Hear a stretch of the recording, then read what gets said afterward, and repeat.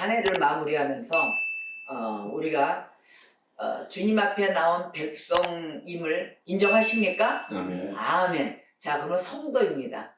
우리가 성도로서의 지켜야 될 것이 있어요. 자, 그러면 이제 2020년도를 보내면서 이제 정리정돈할 나의 신앙의 점검 시간이죠. 자, 성도는 성화된 삶을 살아야 됩니다. 성화. 주님을 닮아가는 그런 삶이죠. 주님 가운데 살아갈 수 있는 배움의 터로 또 하나님의 그 행하심과 우리가 따라가지 못함을 애쓰고 힘쓰고 닮아가길 위해서 또 그것을 믿음으로 실천하기 위한 삶. 그게 성화된 삶입니다. 그것이. 그래서 우리는 성화된 삶을 실현해야 되는 성도예요. 이건 의무예요, 우리에게. 또 하나는 주의 말씀에 의지하십니까? 아멘. 내 주먹에 의지하는 것이 아니라 주님의 말씀에 온전히 의지를 해야 돼요. 근데 의지를 한다면서도 자꾸 내 것을 주장한단 말이에요. 내 방법을. 근데 우리가 이제는 그것을 완전히 지우셔야 돼요. 지우려고 장장은 지워지지 않지만 지우기 위해서 말씀 아래로 우리가 달려나가는 것입니다. 그래서 주님의 그 장성한 분량, 이 분량이 성경 66권에 있는 분량이 그냥 분량이 아니에요. 장성한 분량에 이르기까지 지켜야 한다는 것이에요. 이걸 지켜가면서 성도는 또한 자신이 나는 누구인가? 하나님의 성전인 것입니다. 내 안에는 하나님의 성전을 내가 안고 보관하고 지켜야 될 것이며 또한 하나는 무엇이에요? 이 지킴은 지킴이로만 끝나나요? 지키는 거룩한 제사장이라는 거예요.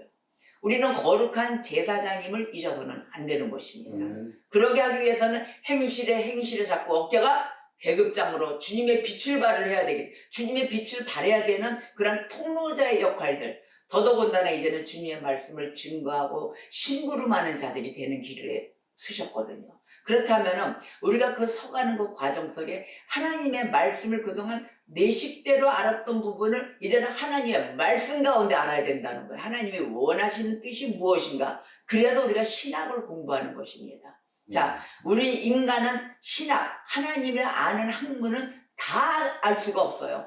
다 알다 보면은 내 방식에 들어가고 그래서 뭐가 나와요? 사이비 이단이 나오는 거예요. 그렇게 되지 않기 위해서 바른 신학의 길로 가기 위함입니다. 자, 그러다 보면은 성도가 하나님의 성전임을 잊지 않고 또한 거룩한 제사장임을 우리가 그 실현하는 그 길로 갈 때 중요한 삶이 무엇인가? 바로 순종하는 삶이에요. 순종하는 삶 가운데 들어가기 위해서 오늘의 말씀 베드로전서 2장 13절에서 14절의 말씀, 오늘은 베드로전서 2장 11절 이하의 말씀으로 은혜를 받으실 거예요. 모두들 다 성경을 펼쳐두고 계셔야 됩니다. 자, 13절에서 14절 말씀을 합독하겠습니다.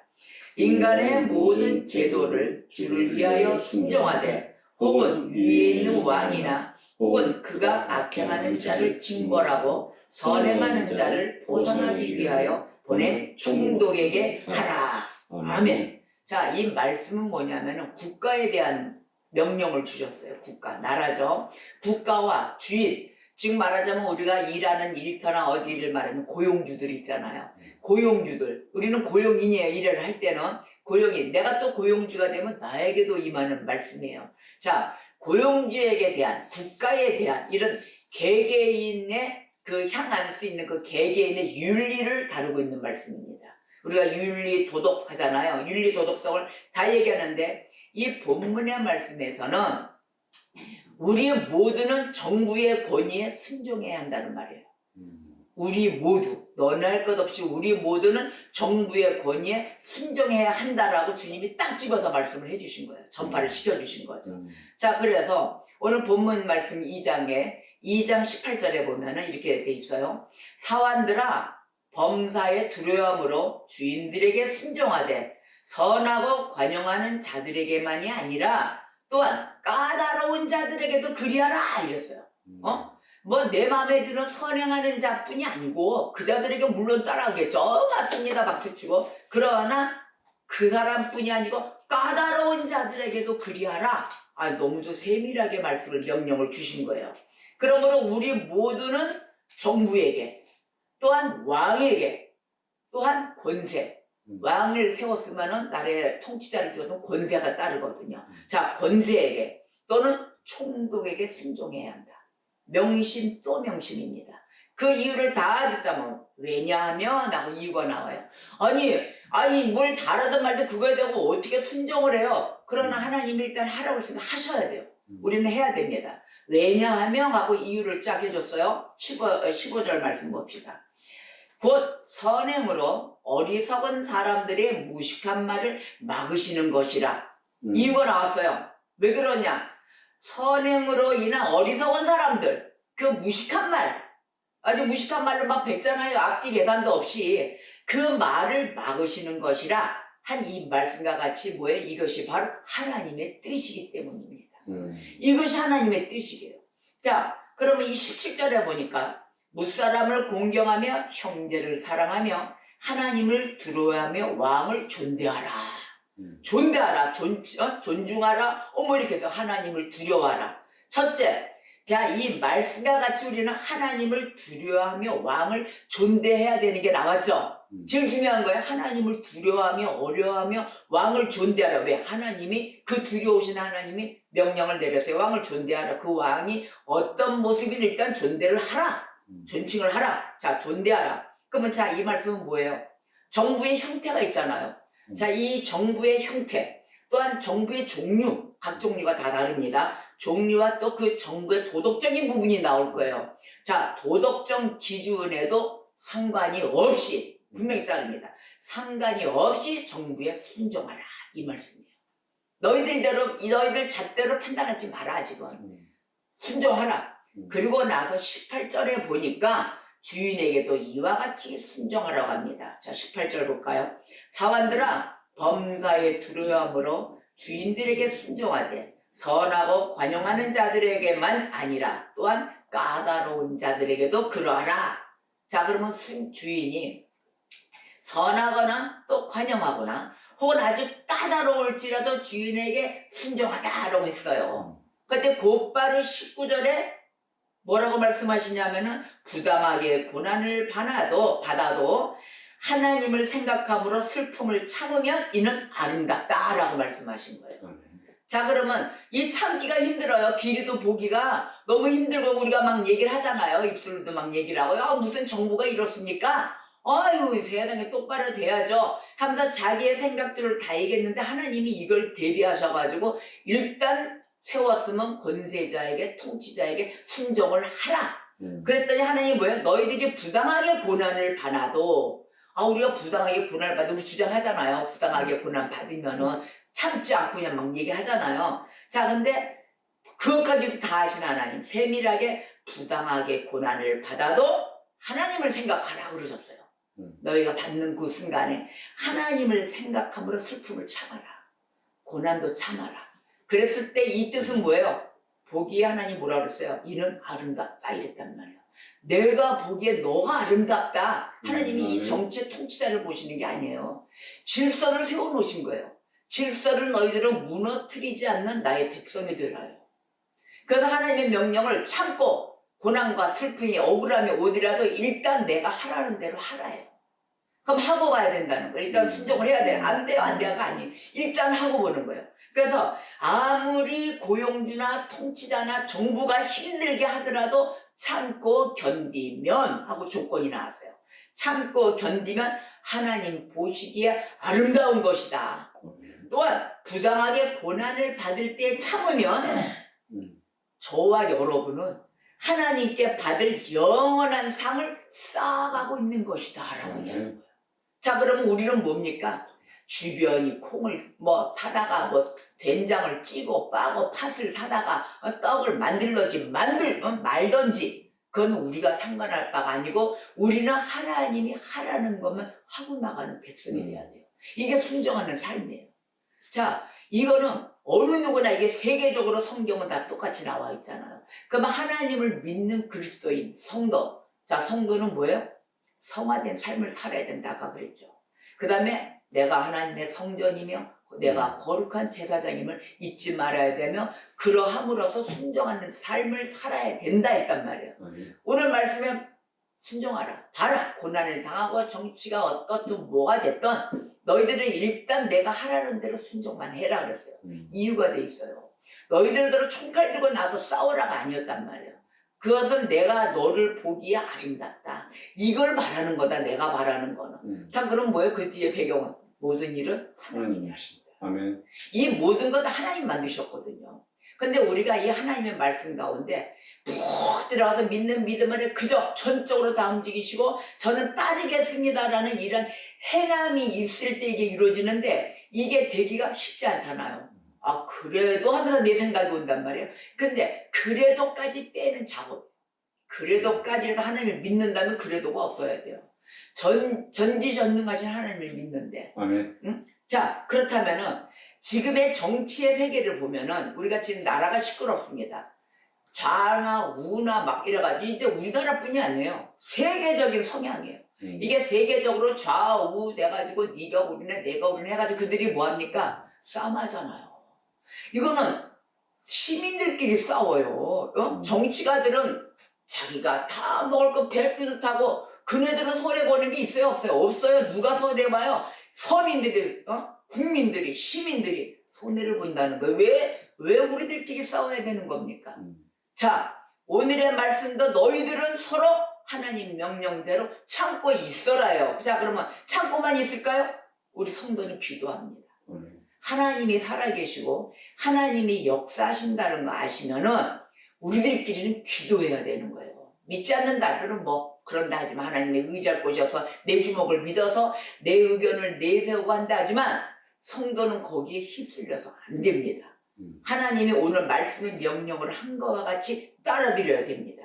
자, 서로의 개인들의 주장으로 인해서 좌우가 갈라지고 가족 간에도 갈라지고 자 보십시오. 지금의 상태를 보면은 지인들끼리도 서로 갈라져요. 좌뇌 우뇌 해가지고. 또 하나는 가족 간에도 부모 세대와 자식들의 세대가 진보냐 보수냐에 따라서 또 갈라지고 부닥치고. 그러나 이러한 것이 분란이 생기기 때문에 하나님이 총괄적으로 명령을 주신 거예요. 순종하라.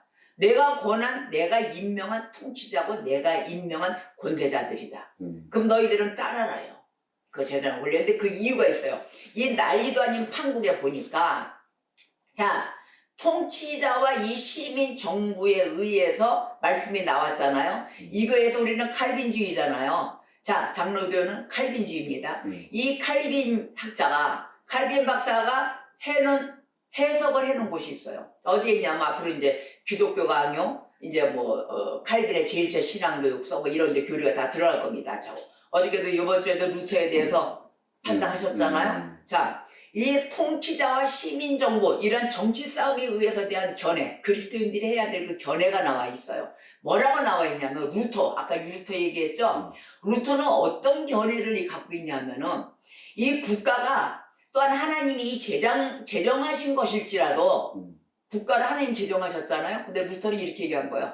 국가를 하나님이 제정하신 것일지라도 이렇게 달았어요. 것일지라도 1차적으로는 이건 하나님의 왼손의 일, 하나님의 오른손의 일이라 왼손의 일이다. 알게 모르게 하시는 하나님의 왼손의 일, 즉 질서가 없는 무질서와 무정보 상태. 지금 현재 질서가 없고 막 무너지는 이런 상태를 막는 이런 죄에 대한 치유책이다. 이렇게 얘기를 한 거예요. 루터는. 야, 이 무질서와 무정보 상태는 맞는 그런 죄에 대한 치유책으로 통치자를 세우고 시민 정부가 있는 것이다. 루터는 이렇게 얘기를 했어요.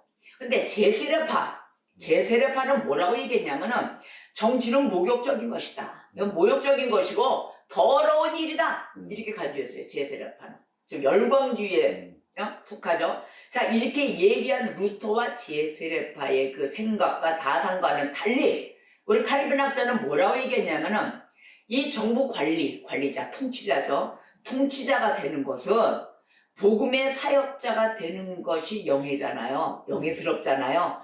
복음의 사역자가 되는 것에 영예에 비할 수 없는 영예다. 이렇게 얘기했어요. 최고의 영예죠. 자, 다스려야 되니까. 근데 그게 왜 영예냐? 이 주님은 통치자의 직분을 인정하신 거예요. 주님이 통치자의 직분을 인정하신 것이기 때문에 영예의 영예다라고 표현한 것입니다. 직분하신 것이고 또한 하나님이 수용하실 뿐만 아니라 가장 영예로운 칭호로 그것의 위엄을 세워주셨습니다. 위엄이 있죠. 주권이 있죠. 권세가 있잖아요. 권한이 있잖아요. 직분에 내가 할 수 있는 권한 폭이 다 각 대통령서부터 다 있는 것입니다. 내려올수록 다 있는데 놀랍게도 우리 주님은 그것을 명령에 순종하라고 권하십니다. 원하시고 계세요. 그러고도. 그래서 칼빈이 이 지배자들 때문에 이 통치자들을 다름 아닌 하나님의 대리자들이다. 분명히 말씀에 의해서 부족한 거예요. 또한 하나님의 부관들이다. 이들은 하나님의 대리자들이요 부관들로서 우리가 이들에게 대적을 하잖아요. 그럼 누구한테 대적하는 거야? 하나님 임명한 자들인데 곧 하나님께 대적하는 거다. 바로 이러한 것이기 때문에 바르게 알려주는 거예요. 해서는 안 되는 걸 우리가 지금 못 모르고 막 하고 있다는 것입니다. 그래서 목회자들, 특히나 교회에 종사하고 하나님 일에 심부름하는 자들 각별히 명심해야 될 말씀인 것이에요. 자, 하나님께 대적하는 일을 나도 모르게 하고 있는 거예요. 나는 정의로워하고 나선 일들이. 자, 그래서 하나님께 대적하는 것이라고 표현을 했는데 왜 그러느냐? 이들이 통치자나 권세자들이 하나님의 일을 수행하기 때문입니다. 하나님의 심부는 것은 자, 나라의 권력자들 하나님 세우신 거예요. 그냥 세운 것이 아니에요. 하나님의 국민들의 모든 걸 평가를 받아서 국민을 통해서 하나님이 세우시는 통치자들인 것입니다. 그래서 우리가 이 주님의 일을 수행하는 이 자들을 또 다른 곳에서 또 이들은 사람이 아니라 하나님을 대신하여서 재판도 하고 있다. 그래서 사법이 있고 다 있잖아요. 이런 법률까지도 사법의 판결을 다 하고 있다. 자, 그러니 여기서 칼빈학자가 하나님의 말씀을 분석해서 나왔지만 또한 이 시대에 사용한 신약의 선지자 바울, 사도 바울이 뭐라고 하냐면 사도 바울 말씀 중에 보면 하나님의 선물을 이야기해요. 근데 하나님의 선물을 얘기할 때 다스린다는 의미가 많이 들어간 성경 말씀이 나올 것입니다. 다스리는 막 이런 거를 언급을 하거든요. 자, 바울이 이 그들의 권세를 하나님이 정하신 것이다. 더 나아가서는 그들은 선을 행하는 자들에게는 칭찬으로 행하고 이들은 또 악을 행하는 자들에게는 진노로 보응하는 하나님의 사역자들이라고 가르치고 있습니다. 성경에. 그렇기 때문에 칼빈이 말하기를 국가 또는 이 정치 질서는 매우 긍정적인 축복이다. 이 정치적인 질서가 무너지면 안 돼요. 근데 지금 막 무너뜨리고 올라가는 것은 하나님이 원하시는 방법이 아니라는 거예요. 일단 따르고 순종을 해라. 그러고 난 다음에 정리되는 그 길이 있냐면은 시민 정부가 있잖아요. 이렇게 바라서 시민 정부는 하나님의 선물이다. 하나님의 선물이며 땅에서 하나님 나라를 실현하기 위한 긍정적인 원천이다. 이게 바로 원천의 방편이다. 긍정적인 방편으로 세워진 것이에요. 자, 통치자와 시민 정부 이렇게 해서 세워져 있는 것입니다. 자, 그러면은 그리스도의 영적 나라가 있잖아요. 그리스도 안에. 아니 우리가 그 영적으로 기도하는 것과 이와 무슨 상관이 있습니까? 그건 그거 이건 아니니까. 아니에요. 절대 아니에요. 흐름이 있어요. 그리스도의 영적 나라에는 시민적 또는 정치적 질서, 자, 이게 별개의 두 영역이다 할지라도 이거는 둘은 절대 충돌하지 않습니다. 충돌하지 않고 또 서로에게는 없어서는 안 되는 관계예요. 영적 나라가 있어야만이 시민 정부도 이루어지는 거예요. 둘이 서로 있어야 돼요. 시민 정부만 있고 영적 나라가 없으면 되겠어요? 이것도 안 되고 영적 나라만 있고 시민 정부가 없으면 안 되잖아요. 영적 나라가 있음으로써 시민 정부가 바로 서게 되는 거거든요. 그러니까 영적 나라가 바로 세워져야 되는데 시민 정부는 뭘로 표현을 하냐면 우리가 빵, 물, 태양 우리가 쓰는 거 있잖아요. 다 보고 육신적으로 다 쓰는 부분. 자, 공기 이런 것처럼 필수적이에요. 시민 정부는 이런 것처럼 필수적이고 시민 정부의 그 영예의 자리에는 훨씬 더 탁월합니다. 그 이유는 뭐냐면은 이 시민 정부는 종교의 그 공적 드러남이 그리스도인들 가운데 존재하도록 규정하고 인간성이 있죠. 우리에게는 이 인간성이 사람들 가운데 유지되도록 규정하는 것입니다. 유지되도록 이끌어주고 규정하고 있죠. 자, 그러면 우리 사람들은 어디에 놓여 있어요? 영적 나라하고 시민 정부가 있잖아요 하잖아요. 이게 바로 이중 정부라고 그래요. 이제 앞으로 그런 거 다 배우실 거예요. 이 이중 정부라고 그러는데 사람들은 이중 정부에 다 놓여져 있어요. 어디 정부냐? 영적 정부. 그 다음에 세속적인 정부. 두 가지예요. 자, 그러면 영적 정부는 말씀의 사역자들에 의해서 감시됩니다. 또한 감독됩니다. 이끌어집니다. 영적 정부는 누구예요? 말씀의 사역자들에 의해서 감독되고 있어요. 저게 바르게 서가는가 아닌가. 자, 그 다음에 세속적인 정부, 이거는 이 시민적 통치자들에 의해 감독되는 거예요. 그래서 이 시민정부에 세워진 통치자들이 세워진 거예요. 그래서 자, 그러면 말씀의 사역자와 통치자들이 어떻게 돼요? 바로 서야 되겠죠? 그러면 배움은 어디서 배워요? 하나님의 말씀에서 배우는 거예요. 그래서 우리가 이 두 경우에 모두 그리스도가 통치자가 되는 거예요. 최고의 통치자. 영적 나라가 세워지던 세속적 정부, 영적 정부 두 가지가 있다 하더라도 통치자는 최고의 통치자, 이 두 가지에 세워지는 예수 그리스도예요. 그래서 예수 그리스도의 궁극적인 구별은, 여기서 세워지는 구별은 하나님 말씀으로 통치자이신 예수 그리스도에 의하여 지배가 되는 거다. 이게 바로 정부가 세워지는 길이에요. 나라가 세워지는 길. 그런데 우리는 너무 많은 이 종합적인 부분을 알지를 못해가지고 너무 많은 곳에 내 주장을 내세우고 있다. 그 다음에 내가 판단을 해서 좌뇌 우뇌 싸우고 있다. 온 세계가 이 말씀이 전 세계적으로 퍼지기를 주님의 이름으로 축복합니다. 우리가 이 사상을 벗어나지 않고서는, 정말 이 사상을 벗어나면 어떻게 되는지 아세요? 다 분파예요. 다 분열돼요. 아, 나는 우파야. 아, 나는 좌파. 좌우가 어디 있어요? 하나님 말씀에 뭐가 있습니까? 좌로나 우로나 치우치지 말라. 오직 주 예수 그리스도의 중심으로 가야 되는 것입니다. 그래서 옳은 것에는 박수 쳐주고, 그래서 팩트가 있잖아요. 팩트 조사. 이 가짜 뉴스 너무 많아요. 이것은 이제 거기에 쏠리지 마세요. 그거는 사단의 역사예요. 우리가 영적으로의 성숙되고 하나님 나라의 하나님 백성으로 하나님과 더불어 살아가는 자들로서의 모든 영역을 뺏기는 일이에요. 그래서 이 기독교인들, 특히나 목회자들, 기도하는 자들은 전적으로 하나님께 나와 무릎 꿇어 기도하시고 사람들과의 입맞춤을 해서는 안 된다는 거예요. 어떤 것도 귀를 다 차단하세요. 오직 나는 주님과 길을 가세요.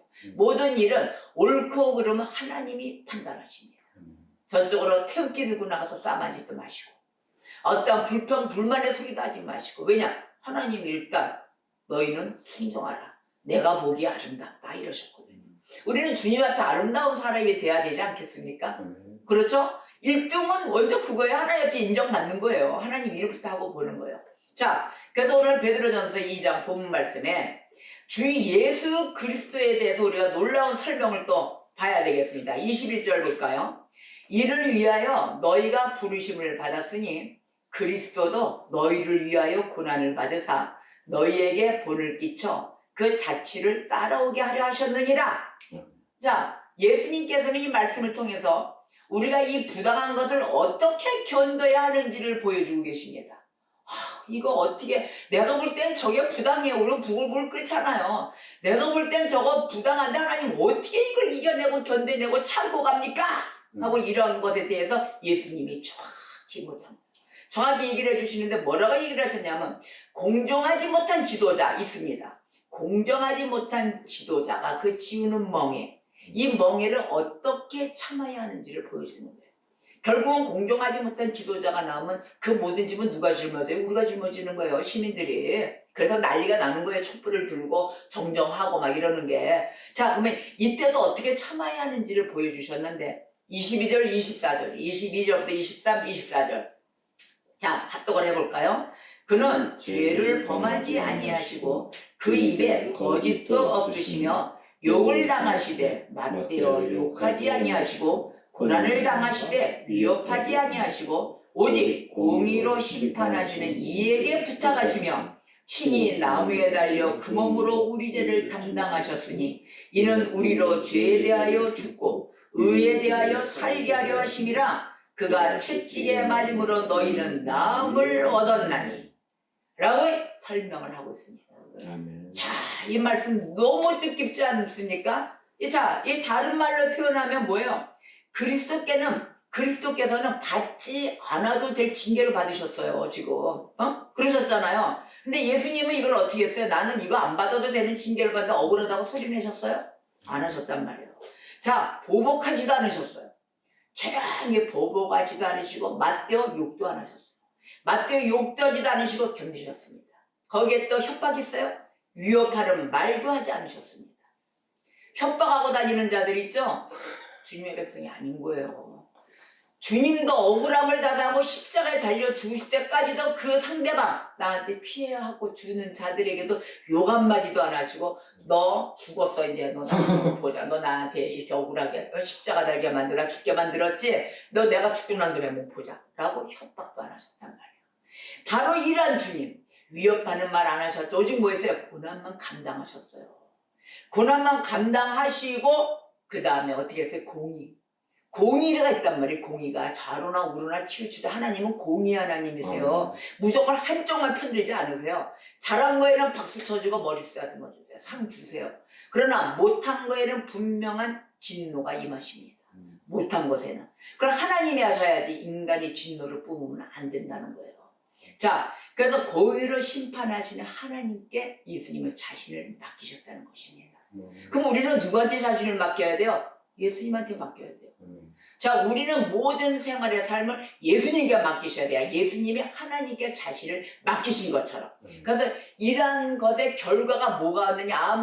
아주 그냥 의미심장한 결과를 가져오셔서 이렇게 함으로써 이 고난이 쉬운 고난이 아닙니다.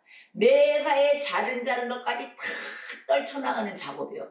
왜? 물과 피를 다 흘리시면 이 고난에 참고 견디는 인내는 이렇습니다. 이러고 난 다음에 온 게 뭐예요? 인류의 영혼을 구하셨다는 거예요. 이게 바로 인류의 영혼의 구원함이 이렇게 이루어지는데 이게 이 세상의 정치에서도 이게 없을까요? 있어야 된다는 거예요. 모든 통치자들 또 권세 잡은 자들 이들은 국민을 위해서 모든 고난과 함께 자기의 의를 드러내는 것이 아니라 국민을 위해서 주님과 같은 마음으로 고난을 참고 공의의 하나님께 기도해가며 그들도 하나님을 믿지 않는다 하지만 공의로운 정치가가 되어야 된다는 것입니다. 그래서 모든 것이 손을 맞들고 너나 할 것 없이 이러한 마인드와 같이 모든 것을 다 진정한 삶의 순종으로 이끌어가는 삶으로 간다면 이 나라가 문제가 있을까요? 하나도 없습니다. 다들 온 세계가 잘 사는 나라로 갑니다. 근데 비리로 인해서 서로 내가 살고자 너는 죽고 나만 살래? 이러니까 문제가 다 생기는 거예요. 내가 먼저 희생하면은 인류의 영혼의 구원함이 온다는 것입니다. 지구가 살아납니다. 대한민국에 살고 또 그 다음 나라가 살고 아시아, 아메리카, 저 아프리카 대도 모든 나라가 이와 같은 국민성이 다 되어서 살아난다면은 문제가 될 게 하나도 없습니다. 하나님이 원하시는 보기에 아름답더라. 그래서 남는 것은 뭐예요? 하나님의 상만 남는다는 거예요. 오늘의 이 말씀 속에서 우리가 지켜야 될 순종하는 삶이 무엇인가? 이것을 우리가 찾아야 될 것입니다. 그렇다면 문제가 될 것 없는 그 생활 가운데 한 해 2020년 시끌벅글 다사다난했고 많은 정치적인 삶에 대통령의 명예에 항명을 한 해 못전에 하잖아요. 자, 이런 일도 없어져요. 이렇게 살아간다. 문제가 될 게 하나도 없죠. 생각을 해보세요. 그리고 안 그래요? 저는 오늘 이 말씀을 준비하면서 너무 은혜 받았어요. 하나님, 이 말씀을 세미주도 주셨군요. 주시고 어쩌면 이렇게 아주 그냥 간략 요약하게 우리가 잘 이해할 수 있도록 잘 이해를 해놓으셨습니까? 그 전에 해왔던 학자들에 의해서 우리가 연구할 수 있는 시간이 어디 있어요? 싸마기 바쁘게. 우리는 틈만 나면 싸매요. 하나님 말씀만 없으면은 네가 잘났네, 내가 잘났네. 앞으로 입술에 부정된 소리가 없이 부정된 소리는 다 떠나가라. 그래서 우리가 입술이 항상 긍정과 하나님께 온전히 의존하는 성도가 되시기를 주님의 이름으로 축복합니다. 기도하시겠습니다.